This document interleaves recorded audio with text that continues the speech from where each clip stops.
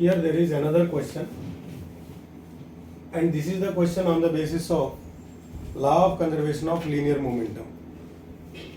This is the question on the basis of law of conservation of linear momentum. See, the question is like this: a body of mass 1 kg initially at rest.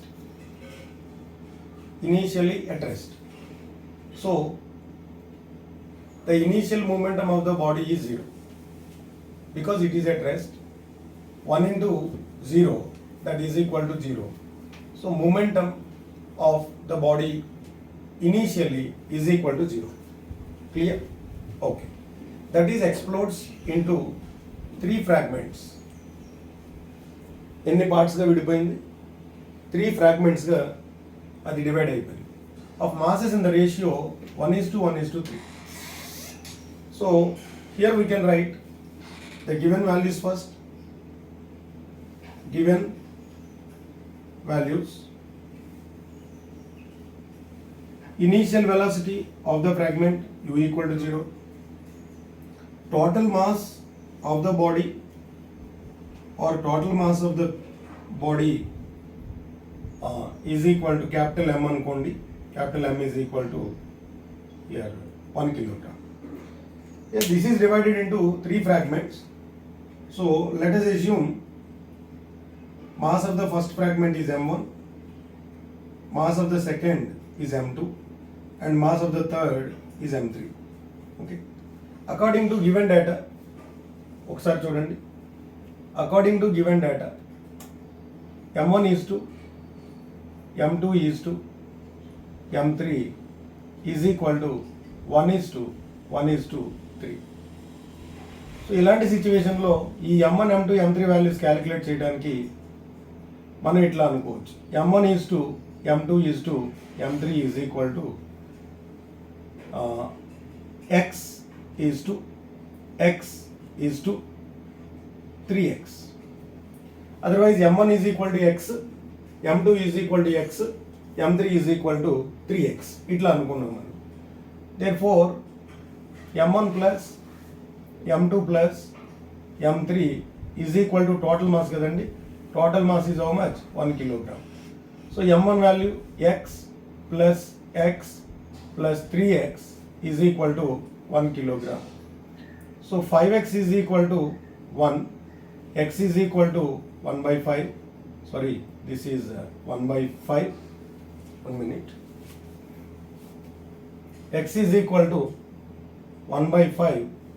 This is equal to 0.2. Now m1 is equal to 0.2 kilogram, m2 is also 0.2 kilogram, and m3 is equal to how much, children? 3 into x, therefore 3 into 0.2, that is equal to 0.6 kilogram. So ఈ విధంగా మనకి m1, m2, m3 values రేషియోని base చేసుకుని మనం ఇలా calculate చేస్తాం. ఈ calculation అంతా కూడా మీరు ఎగ్జామ్లో చేయాల్సిన అవసరం లేదు. డైరెక్ట్గా అది రఫ్లో చేసుకొని m1, m2, m3 వాల్యూస్ మనం రిపోర్ట్ చేస్తే సరిపోతుంది. Now coming to the question. So the 2 pieces of equal mass fly of perpendicular to each other. ఇక్కడ ఈక్వల్ మాస్ ఉన్నవేవి m1, m2. ఈ రెండు కూడా ఏమయ్యాయట? ఒకదానికొకటి ఇట్లా పర్పెండిక్యులర్గా అవి ఫ్లై ఆఫ్ అయ్యాయి. పర్పెండిక్యులర్గా ఫ్లై ఇట్లా అనుకుందాం మనం. This is m1 and this is m2. Both are having equal masses, that is 0.2 kilogram, and they are fly off perpendicular to each other with a speed of 30 meter per second. So 30 meter per second speed కూడా ఈక్వల్గా ఉందండి. ఇది v1 అనుకోండి, ఇది v2 అనుకోండి. So ఈ రెండు పర్పెండిక్యులర్గా ఇట్లా మూవ్ అవుతున్నాయి. అయితే ఒకసారి మీరు అబ్జర్వ్ చేయండి, ఈ రెండు పర్పెండిక్యులర్గా ఉన్నాయంటే ఈ రెండింటి మధ్య ఉన్నటువంటి టోటల్ యాంగిల్ 90 degrees అనుకోవచ్చు. ఇది ఆరిజిన్ అనుకుంటే ఈ ఆరిజిన్ నుంచి మనం ఎక్స్ యాక్సిస్ ఇట్లా తీసుకున్నప్పుడు ఈక్వల్ యాంగిల్లో ఇది 45 degrees యాంగిల్ అని అనుకుందాం. This is also 45 degrees angle. ఈక్వల్గా ఆరిజిన్ నుండి ఆరిజిన్ బేస్ చేసుకుని ఎక్స్ యాక్సిస్ని బేస్ చేసుకుని నేను ఒకటి అప్పర్ పార్ట్లో ఒకటి లోవర్ పార్ట్లో రెండు ఈక్వల్ మాసెస్ ఈక్వల్ స్పీడ్స్ కాబట్టి యాంగిల్స్ కూడా ఈక్వల్ అయ్యే పరిస్థితి ఇక్కడ మనకు కనిపిస్తుంది. దేర్ఫోర్ ఇప్పుడు ఏం చేద్దాం మనం, ఈ వెలాసిటీ v1 v2 వాల్యూస్ని కాంపనెంట్స్గా డివైడ్ చేసేస్తే సపోజ్ దీన్ని v1 cos 45 అని అనొచ్చు. ఇది ఇట్లా ఉంది. v1ని 2 కాంపనెంట్స్గా డివైడ్ చేస్తే this is v1 cos 45 and దీనికి పర్పెండిక్యులర్గా ఉన్నది ఇది ఏమవుతుందండి, ఇది v1 sin 45 అవుతుంది. కొంచెం జాగ్రత్తగా మీరు అబ్జర్వ్ చేయాలి. అలాగే v2ను కూడా 2 కాంపనెంట్స్గా మనం డివైడ్ చేసినప్పుడు తీటా ఏ సైడ్ని అయితే అనుకుని ఉంటుందో అది కాస్ అవుతుంది కాబట్టి again year this will be v2 cos 45 and దీనికి పర్పెండిక్యులర్గా, దీనికి అంటే ఇక్కడ x యాక్సిస్కి పర్పెండిక్యులర్గా ఇలా మనకి v2 sin 45 వస్తుంది. ఇప్పుడు టోటల్ మూమెంటం కానీ లేదా టోటల్ వెలాసిటీ కానీ మనం క్యాలిక్యులేట్ చేస్తే resultant velocity v1 sin 45 positive y యాక్సిస్లో ఉంది, v2 sin 45 నెగిటివ్ y యాక్సిస్లో ఉంది. ఈ రెండు ఒకదాన్ని ఒకటి అపోజ్ చేసుకోవటం వల్ల resultant velocity along y axis of these two fragments will be equal to 0. అందువల్ల చూడండి రిజల్టెంట్ నెట్ మూమెంటం అనేది y యాక్సిస్లో 0 అయిపోయింది, ఇంకా ఏ యాక్సిస్లో ఉందండి, అది x యాక్సిస్లో ఉంది. సో ఈ 2 ఫ్రాగ్మెంట్స్ యొక్క టోటల్ మూమెంటం పాజిటివ్ x యాక్సిస్లో ఉన్నప్పుడు ఇక్కడ వెరీ ఇంపార్టెంట్ పాయింట్ చెప్తున్నాను చూడండి, ఈ 2 ఫ్రాగ్మెంట్స్ యొక్క టోటల్ మూమెంటం అనేది x యాక్సిస్లో ఉన్నప్పుడు పాజిటివ్ xలో ఉన్నప్పుడు థర్డ్ ఫ్రాగ్మెంట్ ఖచ్చితంగా దానికి ఆపోజిట్ డైరెక్షన్లో ట్రావెల్ చేయాలి అని మనకు ఐడియా ఉంది. నిన్న క్లాస్లో ఆల్రెడీ చెప్పుకున్నాం మనం, ఏదైనా ఒక బాడీ 2 ఫ్రాగ్మెంట్స్గా డివైడ్ అయినప్పుడు, రెస్ట్లో ఉన్న బాడీ 2 ఫ్రాగ్మెంట్స్గా డివైడ్ అయినప్పుడు ఆ రెండు ఒకదానికొకటి ఆపోజిట్ డైరెక్షన్లో ట్రావెల్ చేస్తూ ఉంటాయి. సో ఇక్కడ కూడా మనకి 3 ఫ్రాగ్మెంట్స్ వచ్చాయి కానీ 2 ఈక్వల్గా ఉన్నాయి. ఆ ఈక్వల్గా ఉన్న 2 ఫ్రాగ్మెంట్స్ యొక్క టోటల్ మూమెంటం క్యాలిక్యులేట్ చేస్తే అది పాజిటివ్ x యాక్సిస్లో ఉంది కాబట్టి థర్డ్ ఫ్రాగ్మెంట్ అనేది ఖచ్చితంగా దానికి ఆపోజిట్ డైరెక్షన్లో ట్రావెల్ చేయాలి. కాబట్టి this is let's say this is m3 which is fly of with a speed v3. ఈ v3ని మనం ఇక్కడ ఫైండ్ అవుట్ చేయాల్సి ఉంది. దేర్ఫోర్ ఇప్పుడు ఏమవుతుందో ఒకసారి చూడండి, total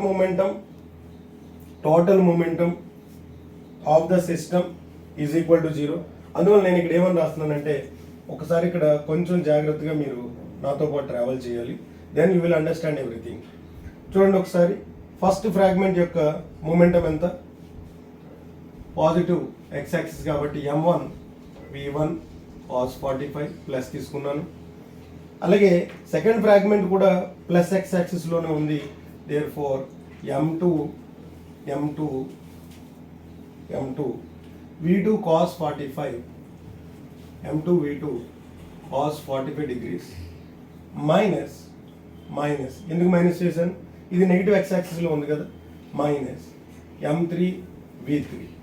this is the resultant momentum of the system after explosion and this should be equal to total momentum of the system before explosion. Total mass, initial mass ఎంత అనుకున్నాం మనం, capital M కదా, initial velocity ఎంత, రెస్ట్లో ఉంది కాబట్టి, రెస్ట్లో ఉందని చెప్పాడు వాడు, రెస్ట్లో ఉంది కాబట్టి ఇనీషియల్ వెలాసిటీ 0. దేర్ఫోర్ ఈ వాల్యూ ఎంత అవుతుంది, 0 అయిపోతుంది. నేను ఇక్కడ ఏమని రాయొచ్చు అంటే m1 v1, ఇంకా ఈజీగా చెప్పాలి అంటే ఎలాగూ m1 v1 m1 m2 equal v1 v2 equal ఉన్నది cos 45 కాబట్టి నేను దీన్ని ఇట్లా రాస్తున్నాను 2m1 v1 cos 45. ఒకసారి మళ్ళీ చెప్తున్నాను చూడండి, m1 m2 రెండింటి యొక్క మాసెస్ ఈక్వల్ ఎంత వచ్చాయండి, 0.2 కిలోగ్రామ్. అలాగే v1 v2 కూడా వాడు చెప్పాడు fly of with equal speed అన్నాడు, అందువల్ల v1 v2 కూడా equal. So m1 v1 is equal to m2 v2. ఆ m2 v2 ప్లేస్లో m1 v1 సబ్స్టిట్యూట్ చేసేస్తే m1 v1 cos 45 plus m1 v1 cos 45 that is equal to 2 m1 v1 cos 45 minus m3 v3 is equal to m into u, this is equal to 0 కాబట్టి ఆ minus m3 v3ని అటువైపు తీసుకెళ్ళిపోతే that will be m3 v3. మనకు కావాల్సింది v3 కాబట్టి దీన్ని rearrange చేస్తూ v3 is equal to 2m1 v1 cos 45 degrees by how much అండి, m3, right. ఇప్పుడు వాల్యూ సబ్స్టిట్యూట్ చేద్దాం 1 by 1. 2 into m1 0.2 v1 30 cos 45 1 by root 2 whole divided by m3 0.6. So ఈ 2 root 2 2లో రూట్ 2 టైమ్స్ క్యాన్సిల్ అయింది. Okay అండి, root 2 into ఈ 0.2 0.6లో 3 times cancel అయింది. ఈ 330లో 10 టైమ్స్ క్యాన్సిల్ అయింది into 1. So 10 into root 2 means how much అండి, 1.414.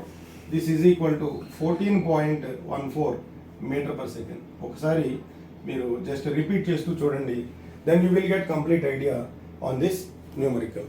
Thank you.